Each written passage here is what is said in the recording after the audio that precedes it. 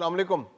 America हर रोज नई चाल चलता है और ईरान पहले से तैयार होता है। अमेरिका को हर बार मुंह की खानी पड़ती है। अमेरिका जितने हमले कर रहा है, ईरान की ताकत में उतना ही इजाफा हो रहा है। वो उससे ज्यादा शिद्दत से जवाबी हमले कर रहा है। पिछले 11 रोज से मुसलसल 11 रातों से अमेरिका के हमले जारी हैं, लेकिन अमेरिका बेबस नजर आ रहा है। और अब तो उसके मुल्क के अंदर इस बात पर सवाल उठने शुरू हो गए हैं कि इतने मिसाइल, इतने रॉकेट, इतने बैलिस्टिक मिसाइल, इतने क्रूज मिसाइल आखिर इस्तेमाल किए गए हैं तो रिजल्ट क्या मिला है? इतना पैसा खर्च कर चुके हो, इतना पैसा और चाहिए। 37 अरब डॉलर झोंक चुके हो इस जंग के अंदर, 78 अरब डॉलर और चाहिए। आखिर अचीवमेंट क्या है? कामयाबी कहां है? कौन सा इलाके पे कब्जा किया है? तो ईरान ने अमेरिका को सही मानों में धूल चटा दिया, क्योंकि अमेरिका जिन मकासद के साथ इस जंग में कूदा था वो उसको हासिल नहीं हो सके और आगे आने वाले दिनों में हासिल होते दिखाई भी नहीं दे रहे। और सबसे बड़ी बात, जो फितना था, जो इसराइल था,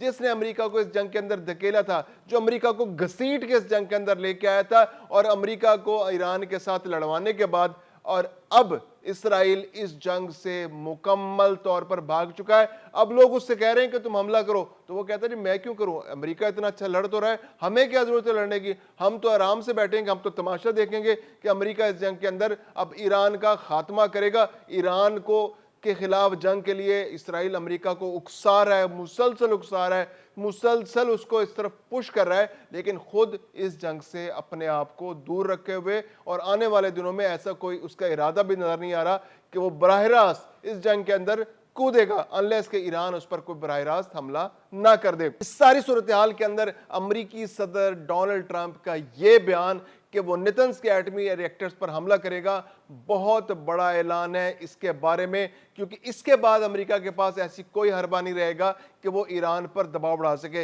नेतन्स के एटमी रिएक्टर्स जो हैं वो सबसे इंपॉर्टेंट रिएक्टर्स हैं ईरान के, क्योंकि ये एक्टिव रिएक्टर्स हैं और यहाँ पर यूरेनियम अफजूदगी के हवाले से इतलात हैं। और फिर ये कि ये जेर ज़मीन है, टनल्स का एक सिलसिला है, टनल्स है, जेर ज़मीन है, बहुत बड़ी टनल्स का एक मैकेनिज्म है, एक पूरा नेटवर्क है, उसके जरिए से पहाड़ है, पहाड़ों की गहराई में जाकर इस मरकज को कायम किया गया है। यानी ये इतना गहरा है कि जो बस्टर बम्स हैं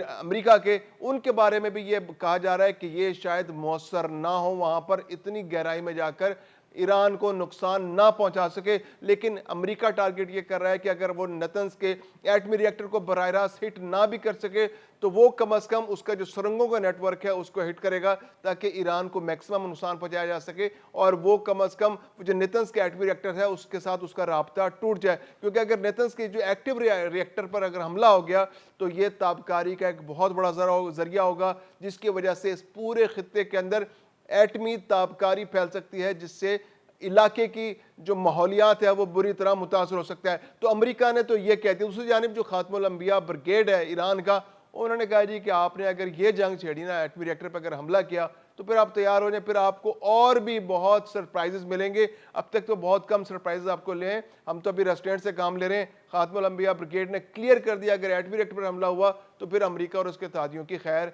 नहीं है, और उनके पास प्लान है जिसके जरिए ईरान अमेरिका को मैक्सिमम नुकसान पहुंचाएगा। इस सारे सूरत हाल के अंदर जबकि अमेरिका मुसलसल हमले कर रहा है ईरान पर, जो है उसकी बंदरगाहें उन पर हमला कर रहा है, सिर्क के जजीरे पर हमला कर रहा है, बाकी जहां पर जो उसकी फ्यूल रिलेटेड इंस्टॉलेशन है उस पर हमला कर रहा है, उसकी जो इंफ्रास्ट्रक्चर है, जो पुल है, बंदरगाहें हैं, उसके जो अहम इमारतें हैं, जो दफातर हैं, जो रडार सिस्टम है, जो कमांड एंड कंट्रोल सिस्टम है, उन पर मुसलसल हमले किए जा रहे हैं। पिछले 11 रोज से हमले जारी हैं और उन पर कोई रुकावट नहीं आई। ऐसे में ईरान भी जवाबी कार्रवाइयां भरपूर अंदाज से जारी रखे हुए, और उसने कुवैत में नुकसान पहुंचाया। कुवैत में उसने जो अमेरिका का जो अहम तरीन बेस है अल दोहा बेस, उसको टारगेट किया और उसमें ड्रोन के जरिए हमला किया। और टारगेट उसका था कि जो वहां पर जो असला रखा है, जो असले के ज़खायर अल दोहा एयर बेस पर अमेरिका के हैं, उनको टारगेट किया गया। इतलात ये हैं कि बड़े पैमाने पर वहां पर नुकसानात हुए हैं, और इस नुकसानात की वजह से एक बहुत ज्यादा उसको एज मिला है अमेरिका के खिलाफ ईरान को, कि वो जहां जहां अमेरिका के इस खित्ते के अंदर जो उसके ज़खायर मौजूद है, क्योंकि अब अमेरिका को मिसाइलों की कमी का सामना है, अमेरिका को इस वक्त ड्रोन्स की कमी का सामना है, अमेरिका के तैयारे जा बजा तबाह हो रहे हैं। जो F-15 तैयारे हैं, F-18 तैयारे हैं और F-35 तैयारे, F-16 तैयारे, कोई तैयारा ऐसा नहीं है जो इस खित्ते के अंदर اس جنگ کے اندر اب تک تباہ نہ ہوا ہو۔ امریکہ کے جو لاجسٹک طیارے تھے، امریکہ کے جو ڈرونز تھے، امریکہ کے جو اسٹیلتھ طیارے تھے، کوئی ٹیکنالوجی یہاں نہیں چل رہی۔ ایران ایک ایک کر کے امریکہ کے ہر بھرم کو توڑ رہا ہے، ہر جو اس کی دھاک بیٹھی ہوئی تھی کہ یہ تو ایسا طیارہ ہے، یہ ایسی ٹیکنالوجی، اس کو کوئی نشانہ، اس کو توڑ نہیں ہے، تو وہ سب توڑ سامنے آ گئے۔ ایران نے بھرپور انداز سے ہر محاذ پر جوابی کارروائی کی ہے۔ تو اب امریکہ جو ہے کوشش کر رہا ہے کہ ایران کو کہ جو دفاعی نظام ہے، جو فضائی ریڈار سسٹم ہے، جو ایئر ڈیفنس سسٹم ہے، جو اس کی بحریہ ہے، اس کی نیوی ہے، اس کی آبدوزیں ہیں،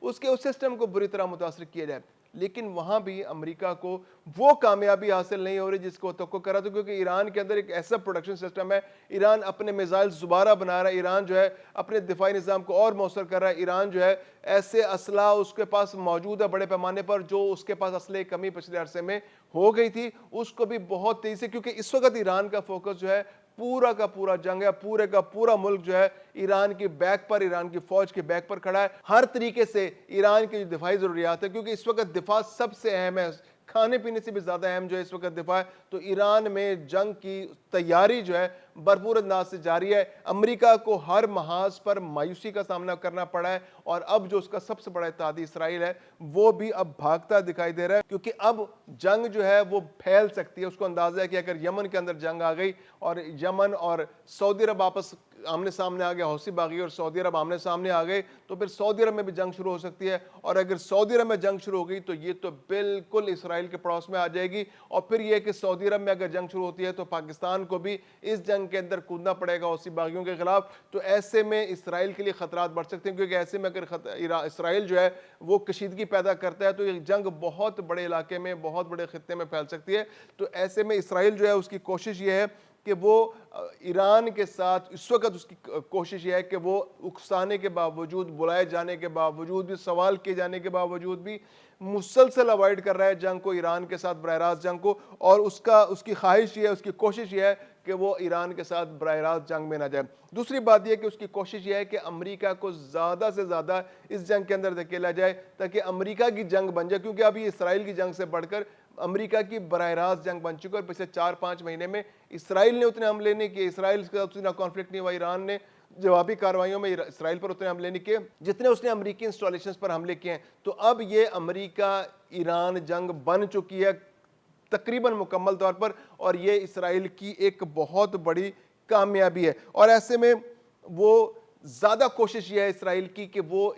عالمی برادری کو ساتھ ملا کر، امریکہ کو ساتھ اکسا کر امریکہ ایران پر دباؤ بڑھائے، اس کو معاشی پابندیوں کے ذریعے گھٹنے ٹیکنے پر مجبور کرے۔ پھر اس کے علاوہ جو جیسے پہلے ذکر کیا کہ اسرائیل کی خواہش نہیں ہے کہ وہ اس خطے کے اندر جنگ کو مزید پھیلائے، کیونکہ اگر خطے میں جنگ پھیلتی ہے، وہ مصر تک آتی ہے، وہ شام تک آتی ہے، وہ اردن تک آتی ہے، وہ سعودی عرب کے اندر پھیلتی ہے، تو پھر یہ جنگ اسرائیل کے چاروں جانب پھیل جائے گی، جو اسرائیل کے لیے کسی صورت بھی سوٹیبل نہیں ہوگا۔ تو ایسے میں جبکہ امریکہ نئی سے نئی کوشش کر رہا ہے، ایران ہر منہ توڑ جواب دے رہا ہے، اور سفارتی سطح پر بھی کوششیں جاری ہیں، پاکستان کی ثالثی بھی ایک قسم سے جاری ہے، کیونکہ جو ایرانی وزیر داخلہ ہیں وہ پاکستان کے اندر آئے ہیں، بہت اہم ملاقاتیں ہوئی ہیں، اور ان ملاقاتوں کے بعد توقع یہ کی جا رہی ہے کہ جو 10 روزہ سیز فائر کی بات ہو رہی ہے، جنگ بندی کی بات ہو رہی ہے، اس پر بہت جلدی عمل درآمد شروع ہو جائے گا۔